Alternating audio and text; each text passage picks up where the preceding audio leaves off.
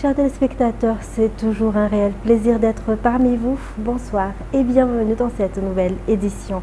À la une de l'actualité de ce soir, la conférence internationale sur la nutrition pour la croissance N4G a été une réussite pour Madagascar et pour tous les pays participants.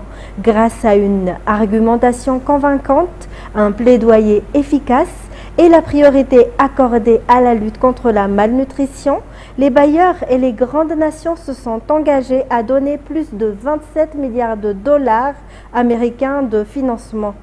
Madagascar fera partie des bénéficiaires de ces fonds. Les axes majeurs défendus par la délégation malgache sur place incluaient l'autosuffisance alimentaire, la création de banques alimentaires et la distribution équitable des denrées saines et nutritives. Andeniana Martina, Sech Adjanab. La conférence internationale sur la nutrition pour la croissance N4G tenue à Paris s'est officiellement clôturée le 28 mars 2025. Madagascar a pleinement pris part aux échanges et débats durant ces journées de réflexion. Dans toutes ces interventions, la délégation malgache a réaffirmé son engagement et sa détermination à faire de l'autosuffisance alimentaire une priorité nationale.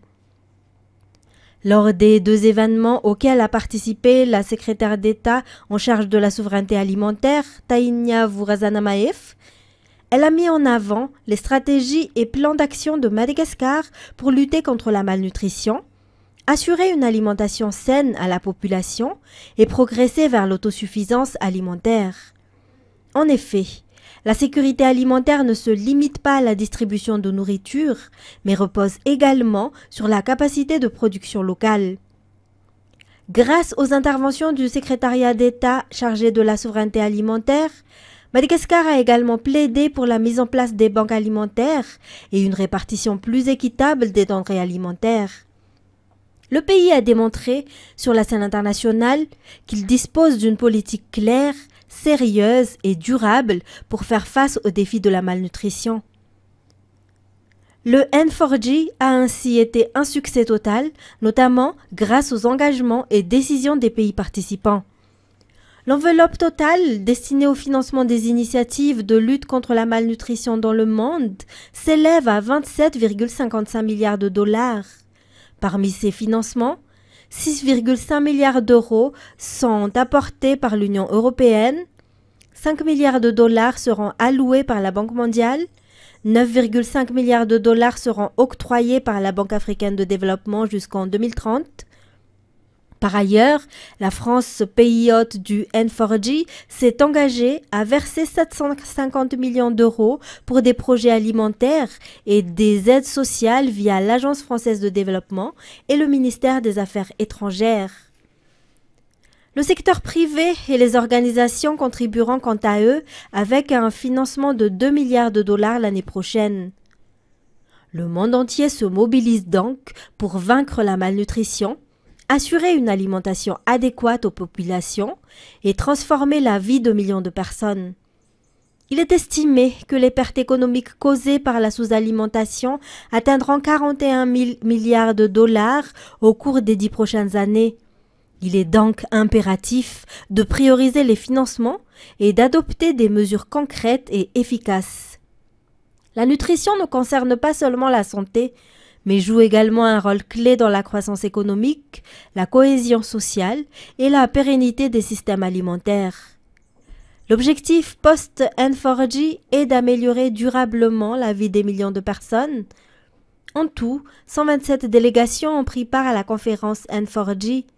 Madagascar était représenté par le ministre de la Santé publique, le ministre de l'Agriculture et de l'Élevage, ainsi que la secrétaire d'État chargée de la souveraineté alimentaire. Des organisations et institutions œuvrant dans le domaine de la nutrition ont également participé à cet événement international. Dans les actualités également, le ministère de l'Énergie et des Hydrocarbures se prépare actuellement à affronter la période d'étiage et les conséquences du changement climatique de cette année. Si les projets présidentiels dans le domaine de l'énergie, notamment les installations des parcs solaires, sont déjà en cours, l'installation de la centrale thermique de 150 MW à Mboumanamboul, intégrée au RIA, sera effectuée très prochainement. Le ministre de l'Énergie et des Hydrocarbures a fait le point sur ces projets lors du reboisement effectué à Behenzi vendredi dernier. Natera Koutoumaf. Les coupures d'électricité se sont intensifiées dans le courant de l'année 2024, durant la période d'étiage, à cause des conséquences du changement climatique. C'était une période de coupure de courant les plus intenses jamais vécues. En effet, les solutions déjà déployées n'ont pas suffi à compenser les gaps l'année dernière, selon les explications. Nous ne vivrons plus une telle période cette année, car plusieurs projets sont déjà en cours pour des solutions à court et à long terme qui serviront à faire face en grande partie à cette période de sécheresse, selon le ministre de l'Énergie et des Hydrocarbures. Même si nous ne pouvons pas résoudre à 100% les problèmes durant cette période, ajoute le ministre. Parmi ces solutions, l'installation de 100 MW de parcs solaires dans la capitale et 150 MW pour les autres districts, dont les travaux sont déjà en cours pour plusieurs districts, affirme le ministre, durant le reboisement de la grande famille du ministère de l'Énergie et des Hydrocarbures à Behenzi.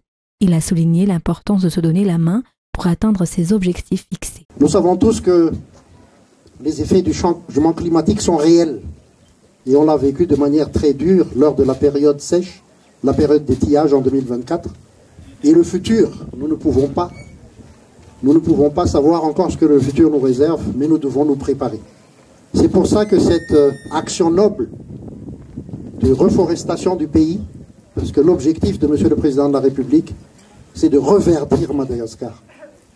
Je vous remercie d'appuyer cette initiative et cela prouve que nous travaillons main dans la main, non seulement dans notre secteur, mais y compris dans les actions citoyennes que nous sommes en train de mener aujourd'hui. Néanmoins, nous ne pouvons dépendre à 100% des énergies renouvelables face au changement climatique, mais ils doivent se compléter avec les autres centrales de production d'électricité, surtout pour les besoins d'électricité pendant la nuit. Il a été déjà question d'installer 150 MW de plus au RIA via une centrale thermique mise en place à Mboumanamboul. Il ne reste plus que quelques détails à régler pour le prestataire des travaux avant que les groupes partent de Touamas vers la capitale, selon le ministre.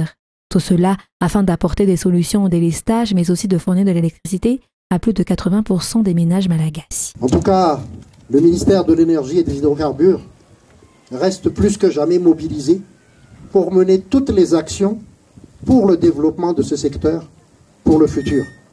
Que ce soit en matière de réforme, que ce soit en matière d'incitation du secteur privé à venir investir encore plus dans l'énergie renouvelable, que ce soit l'incitation à des partenaires internationaux qui sont prêts à venir à Madagascar, car nous avons des objectifs extrêmement ambitieux, mais réalistes et réalisables si nous travaillons tous ensemble, manifestés dans le pacte énergétique Madagascar, avec comme objectif d'électrifier 70 à 80% de la population. Outre ces projets déjà en cours, des centrales d'hybridation installées par la JIRAMA fonctionneront également au niveau des districts pour lesquels 100 appels d'offres sont déjà en cours actuellement.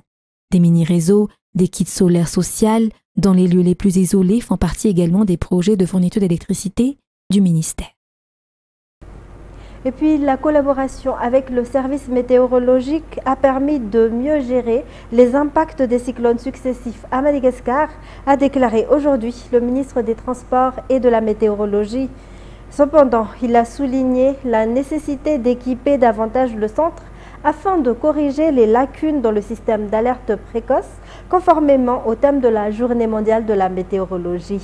Les détails sur les images de Yves Janel. La météorologie joue un rôle important. Elle est indispensable pour l'agriculture, l'élevage et la pêche. Elle influence également le choix des vêtements à porter avant de sortir de chez soi. Et surtout, elle est cruciale pour la prévention des catastrophes naturelles comme les cyclones. Pour améliorer la fiabilité des prévisions météorologiques, il est nécessaire de doter le centre météorologique des équipements adéquats. Dans ce cadre, 2 accords de partenariat entre la météo et le WWT et entre la météo et le PNUD ont été signés aujourd'hui à un Passapitou en présence du ministre des Transports et de la Météorologie, Valérie Ramunzavelo. Par ailleurs, la Journée mondiale de la météorologie sera célébrée tout au long de l'année avec de nombreux événements. Le thème retenu cette année est « Combler ensemble les lacunes en matière d'alerte précoce ». Et dans un tout autre sujet, la Commission nationale des marchés publics joue un rôle essentiel dans le développement du pays. Elle est indispensable pour améliorer la gestion des finances publiques, stimuler l'économie et renforcer la confiance des citoyens ainsi que des bailleurs de fonds dans les institutions étatiques. C'est dans ce cadre qu'une formation destinée aux membres de la Commission nationale des marchés publics a débuté ce jour. Les détails. La Commission nationale des marchés publics occupe une place cruciale dans le développement du pays.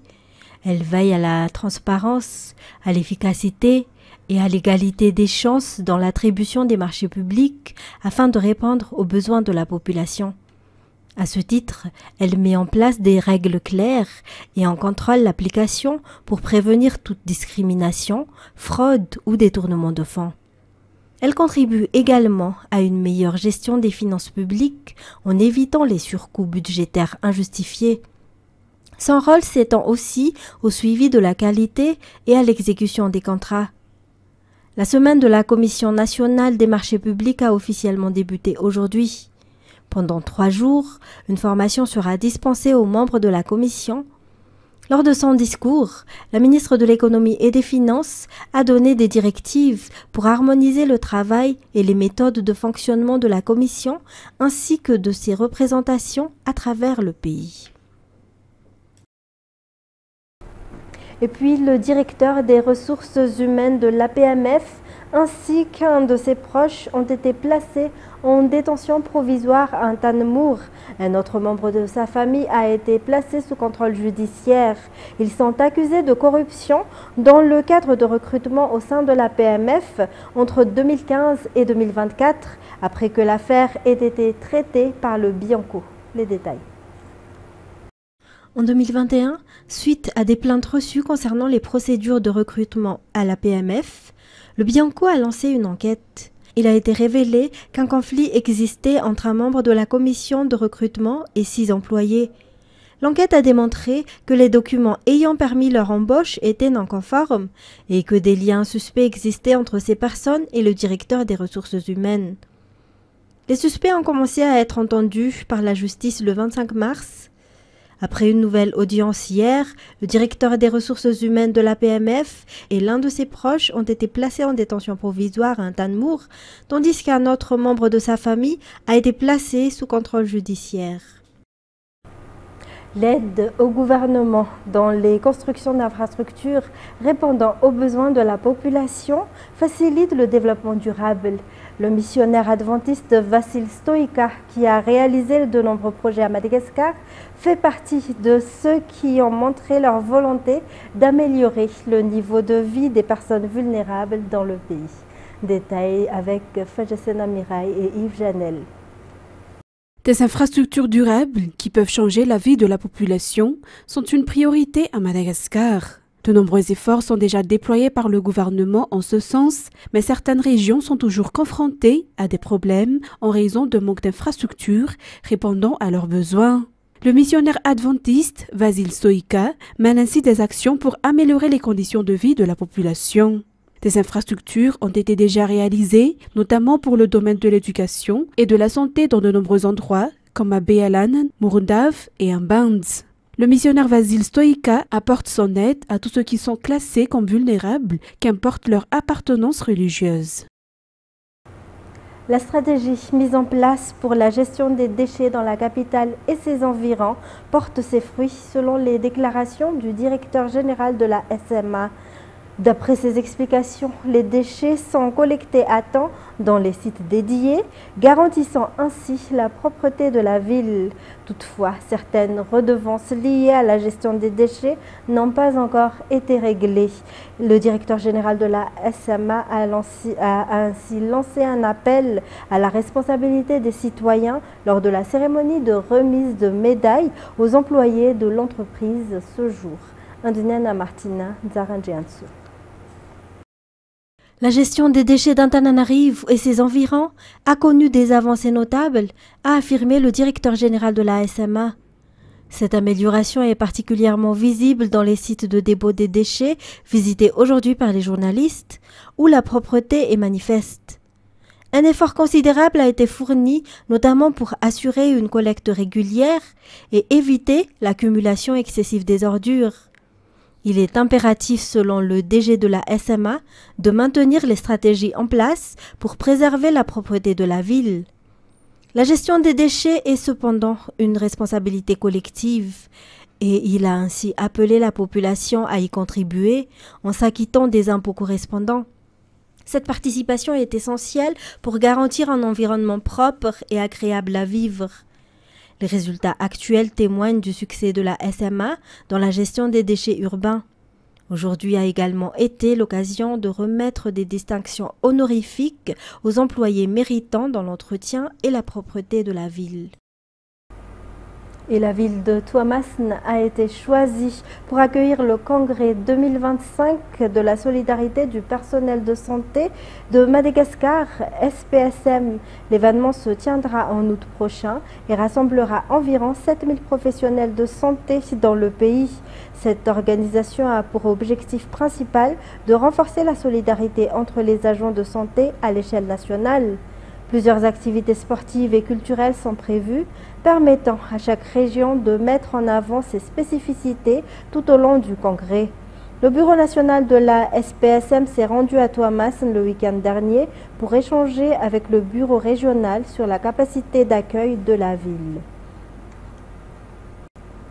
Et dans les actualités internationales, Donald Trump a comparé lundi la condamnation de Marine Le Pen à ses propres affaires judiciaires aux États-Unis, estimant que l'inéligibilité de 5 ans de la dirigeante du Rassemblement national était une affaire très importante. France 24. Donald Trump a pris son temps, c'est vrai, pour réagir à cette actualité politique française qui, une fois n'est pas coutume, faisait ce lundi la une des principaux médias américains. C'est une affaire très importante, a déclaré Donald Trump, qui n'a pas tardé à comparer les déboires judiciaires de Marine Le Pen à sa propre expérience. Et s'il n'y avait qu'une seule leçon à retenir du parcours du combattant judiciaire qu'a subi d'abord l'ancien président puis le candidat Trump, c'est qu'avec le recul des années, on peut raisonnablement soupçonner que ces épisodes ont participé à sa réélection. Les statistiques n'ont jamais été démenties. Chaque poursuite, chaque comparution et même sa condamnation ont consolidé la base électorale de Donald Trump. Steve Bannon, son ancien conseiller et occasionnellement celui de Marine Le Pen, s'autorise même aujourd'hui quelques prédictions en affirmant que si la justice française venait à empêcher définitivement Marine Le Pen d'être candidate, cela ne ferait à terme que consolider l'extrême droite en France. Soyons précis, en dehors de quelques cercles ultra-conservateurs aux États-Unis, bien peu d'Américains se préoccupent de l'avenir du Rassemblement national, même si c'est vrai que le nom de Le Pen a eu le temps de s'imprimer dans les consciences ici. Mais dans l'électorat, en revanche, il est de plus en plus intégré que la vieille Europe, avec Viktor Orban, Giorgia Meloni et les bruissements conservateurs en Allemagne et au Royaume-Uni, cette vieille Europe compte décidément de plus en plus de relais trumpistes. Et disons-le, ce nouvel épisode autour de la candidature de Marine Le Pen ne va certainement rien arranger. Le président libanais Joseph Aoun a condamné la frappe israélienne mardi sur la banlieue sud de Beyrouth et a appelé les alliés du Liban à soutenir son droit à une pleine souveraineté. France 24. Effectivement, et c'est une nouvelle nuit donc de tension à Beyrouth qui ravive ici les craintes d'un engrenage plus large alors que vous savez, la région reste toujours sous haute tension et c'est donc aux premières heures de l'aube que la frappe s'est produite, une frappe ciblée sur les étages supérieurs d'un bâtiment dans le quartier dit de Sphère.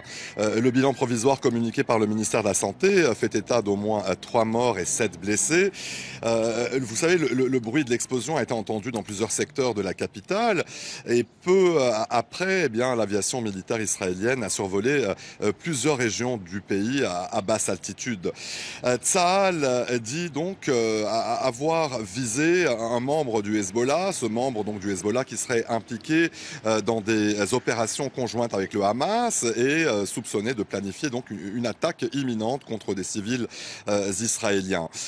Contrairement à la frappe qui a été menée vendredi dernier, eh bien Tsahal cette fois-ci n'a pas émis d'avertissement avant de mener donc cette frappe contre la banlieue sud. Il s'agit donc d'une frappe contre ce fief du Hezbollah, la deuxième depuis l'entrée en vigueur du cessez-le-feu fin novembre 2024.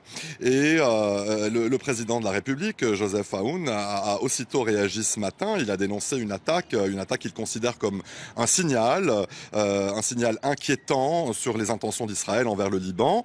Selon lui, cette nouvelle escalade eh bien, impose au Liban de renforcer ses démarches diplomatiques et aussi donc mobiliser les pays amis du Liban pour défendre la souveraineté nationale. Condamnation également de la part du Premier ministre Salam qui parle aujourd'hui de violation flagrante de la 1701, la résolution onusienne, et aussi de l'accord de cessez-le-feu. Un gouvernement libanais sous pression, vous le mentionnez très bien. Le message, en particulier de la part des États-Unis, est sans détour. Beyrouth doit absolument faire appliquer la Constitution et les résolutions internationales et surtout s'attaquer à la question du désarmement du Hezbollah. Une mission que Washington estime devoir revenir à l'armée libanaise qui est déployée au sud du Liban conformément à l'accord de cessez-le-feu. Et dans ce climat bien tendu et incertain, de plus en plus de responsables libanais placent donc cette question au cœur des priorités. Certains appellent à établir un calendrier clair pour le retrait des armes du Hezbollah, avec un objectif bien sûr tout aussi clair, restaurer l'autorité de l'État et éviter une nouvelle confrontation avec Israël, une confrontation qui coûtera encore très cher, qui pourrait coûter très cher au Liban. Déjà 11 milliards de dollars pour les dernières tensions, donc cette année de guerre entre Israël et le Hezbollah. Et donc tous ces appels de pression au gouvernement libanais interviennent alors que la région reste toujours sous tension. Ces 10 derniers jours, vous savez, au moins 2 tirs de roquettes en direction d'Israël ont été enregistrés, plusieurs frappes israéliennes sur le territoire libanais. Dans ce contexte, le Hezbollah nie toute responsabilité et dit respecter le cessez-le-feu en vigueur. On apprend ces dernières heures que la Sûreté générale a annoncé l'arrestation de plusieurs suspects en lien avec ces tirs de roquettes contre Israël, mais sans préciser donc leur nombre ni leur identité. Selon des médias locaux, il pourrait s'agir de ressortissants palestiniens ou syriens. Et pour terminer, fraîchement rentrés sur Terre, après avoir passé plus de 9 mois coincés dans l'espace, 2 astronautes américains ont assuré être prêts à repartir avec le vaisseau de Boeing à l'origine de leur péripétie. France 24. À croire qu'ils ne se quittent plus. Tout juste rentrés sur Terre après être restés coincés 9 mois dans l'espace, Butch Wilmore, 62 ans, et Sonny Williams, 59 ans, racontent leur périple pour la première fois. Oui, je dirais que c'était difficile. Nous n'avons jamais dit que nous serions absents pendant 9 mois, mais c'est ce qui s'est passé. Initialement parti pour 8 jours en juin dernier à bord du vaisseau Starliner de Boeing, le séjour de ces 2 astronautes dans la Station spatiale internationale s'est finalement éternisé, en cause des défaillances détectées sur l'appareil. Je pense qu'on a peut-être une vision un peu étroite de notre travail. Je déteste dire ça, mais le monde ne tourne pas autour de nous. Nous tournons autour du monde. Mais ces 2 vétérans de l'espace sont toujours restés optimistes, occupant leur temps à réaliser des vidéos pour le grand public. Laissez-moi vous montrer à quoi ressemblent les liquides ici. Nous n'allons donc pas regarder en arrière, nous disons comment allons-nous utiliser les leçons tirées pour nous assurer que nous réussirons à l'avenir. L'avenir se prépare déjà. Hier, ils ont assuré être prêts à repartir avec le vaisseau de Boeing à l'origine de leur péripétie. Et c'est la fin de cette édition. Merci à vous de l'avoir suivi. Restez avec nous tout de suite après l'émission Nizouk présentée par CNRA Irlande. Au revoir et bonne soirée sur Viva.